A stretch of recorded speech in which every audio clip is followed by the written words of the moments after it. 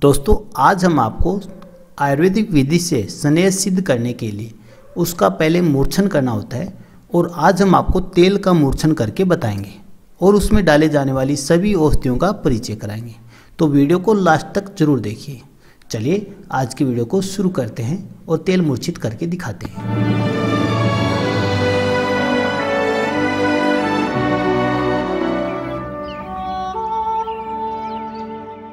नमस्कार दोस्तों, एके आयुर्वेदा में आपका स्वागत है। दोस्तों आज हम आपको तेल सिद्ध करने के लिए उसे पहले मूर्छित करना होता है उन सभी औषधियों के बारे में बताएंगे और किस तरह से तेल मूर्छित किया जाता है वो आज की वीडियो में बताएंगे। जी हाँ दोस्तों, तेल की दुर्गंध और दोष की निवृत्ति के लिए उसे मूर्छन करना बहुत ही आवश्यक है। तो उसको मूर्छित करने के लिए अलग अलग तरीके शास्त्रों विधि से बताए गए हैं। दोस्तों तिल का तेल, अरंडी का तेल और सरसों का तेल, तीनों को मूर्छित करने के लिए जो औषधियों की आवश्यकता होती है वो अलग अलग है। आज हम आपको तिल के तेल मूर्छित करके दिखाएंगे। तो तिल के तेल मूर्छित करने के लिए जिन औषधियों की हमें आवश्यकता पड़ेगी उन औषधियों का एक एक करके हम आपको परिचय कराते हैं। दोस्तों सबसे पहले हमें आवश्यकता होती है मंजीठी, जिसे मंजिष्ठा नाम से जाना जाता है। उसके बाद हल्दी, यानी जो कारकम लौंगा होती है जो हमारे खाने में उपयोग करते हैं, उसी हल्दी की हमें आवश्यकता होती है। लौद्र, जिसे पठानी लौद्र नाम से भी जानते हैं। इसके अलावा नागर मोथा। दोस्तों मोथा और नागर मोथा दो अलग अलग तरह की वैरायटी आती हैं।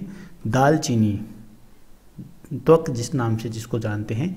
बड़ की जड़ या बड़ की जटा का इसमें प्रयोग किया जाता है। इसके अलावा हरड़ यानी हरितकी जिसे हम कहते हैं, हरड़ इसमें प्रयोग की जाती है।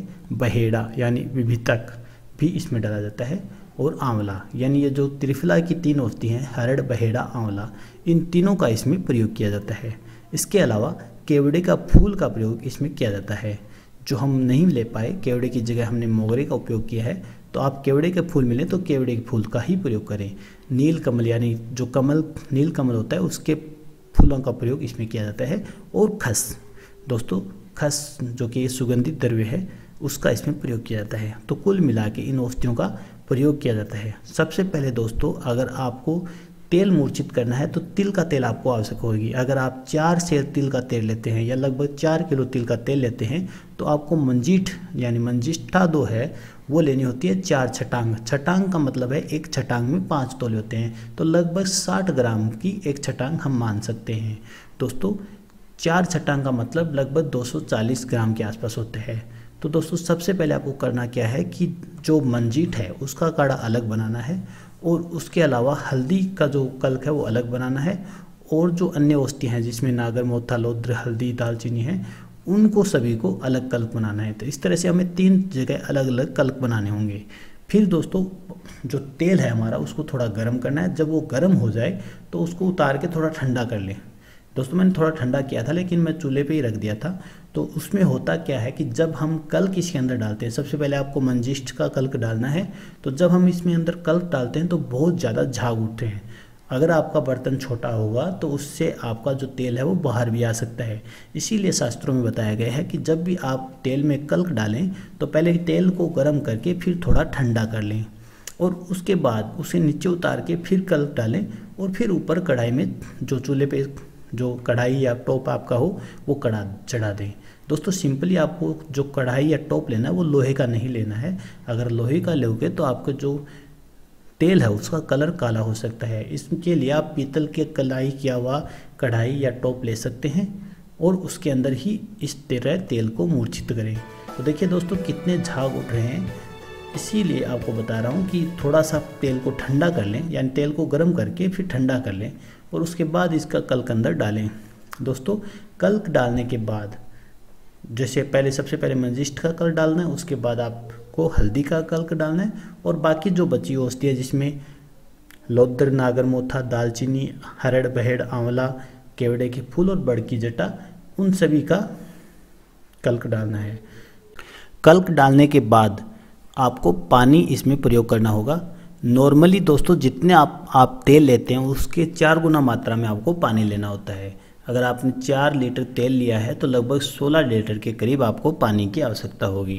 तो इस तरह से जितना आपका तेल हो उसके 4 गुना पानी इसमें डालना होता है और फिर इसको पकाना होता है।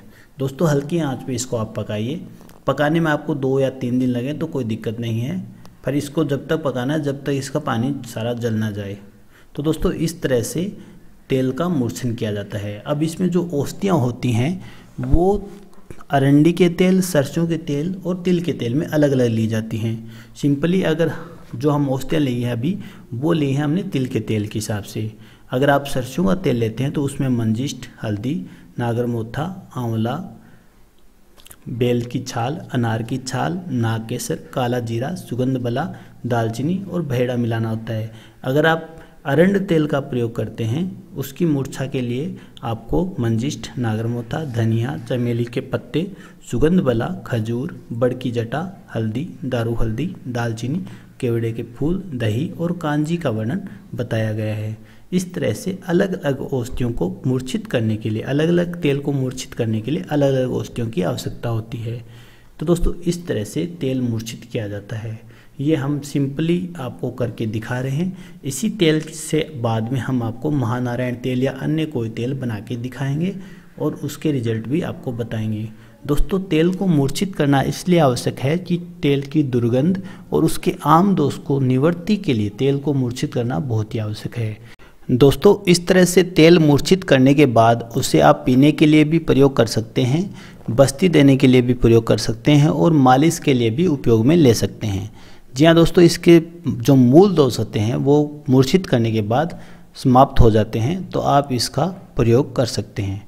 इसके बाद दोस्तों कोई भी अन्य तेल आपको सिद्ध करना हो उसके लिए इस तेल का प्रयोग किया जा सकता है। जैसे अगर आपको वातनाशक तेल बनाना है तो आप इसी तेल में आम, जामुन, केथ, बड़े नींबू के पत्ते लेकर और इस तेल को सिद्ध कर सकते हैं।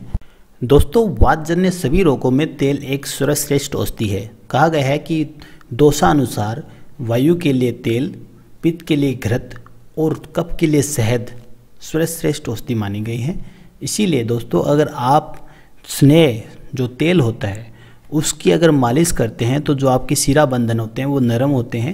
इसके अलावा जो आपका ब्लड सर्कुलेशन है वो सही होता है और जो शरीर में दूषित रक्त में जो टॉक्सिन होते हैं वो प्रस्वेद या पसीने के रूप में बाहर निकलते हैं। इसीलिए आपको अभ्यंग के रूप में तेल का प्रयोग जरूर करना चाहिए।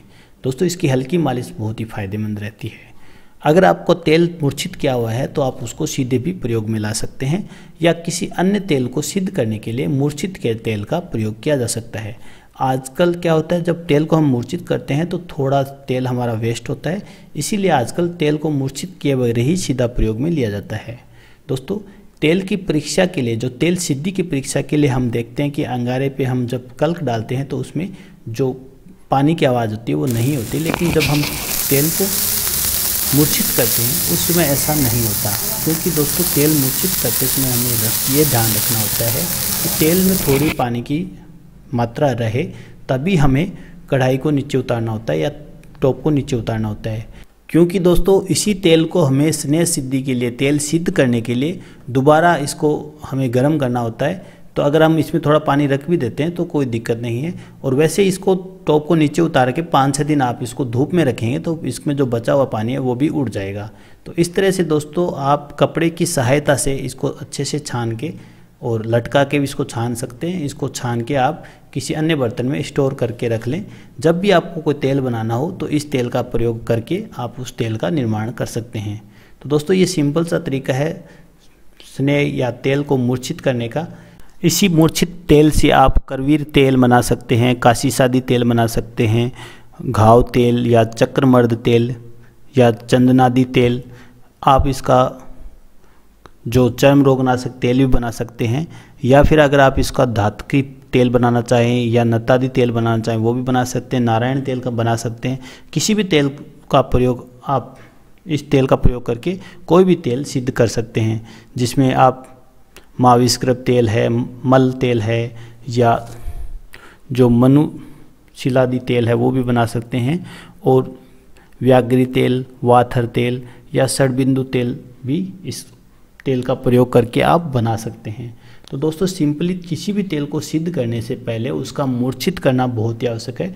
अगर तेल को आप मूर्छित कर लेते हैं तो उसका जो जितने भी दोष होते हैं वो दूर हो जाते हैं। उसके बाद वो तेल बहुत ही गुणवान हो जाता है, बहुत ही वीर्यवान हो जाता है और उस तेल के बहुत से फायदे होते हैं। तो ये सिंपल सा तरीका हमने आपको बताया तेल को मूर्छित करने का। अब इस तेल से हम आपको कई तेलों को सिद्ध करके दिखाएंगे। तो दोस्तों आज का वीडियो आपको कैसा लगा कमेंट करके हमें ज़रूर बताइएगा। अच्छा लगे तो लाइक और शेयर करना मत भूलिएगा। हम इसी तरह के वीडियो लेके आते रहते हैं, इसलिए अभी तक आपने चैनल को सब्सक्राइब नहीं किया तो ज़रूर कर लीजिए, बेल आइकन को प्रेस कर दीजिए। मिलते हैं अगले वीडियो में, तब तक के लिए नमस्कार। AK आयुर्वेद आपके अच्छे स्वास्थ्य कामना करते हैं। धन्यवाद।